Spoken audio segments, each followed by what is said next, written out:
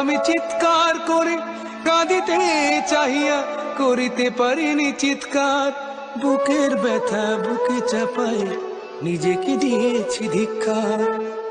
কতটুকু অশ্রু গড়ালে হৃদয় জলে সিক্ত, কত প্রদীপ শিখা জ্বালালে জীবন আলোয় দীপ্ত। কত ব্যথা বুকে চাপালেই তাকে বলি আমি ধৈর্য। নির্মমতা কত দূর হলে জাতি হবে নির্লজ্জ।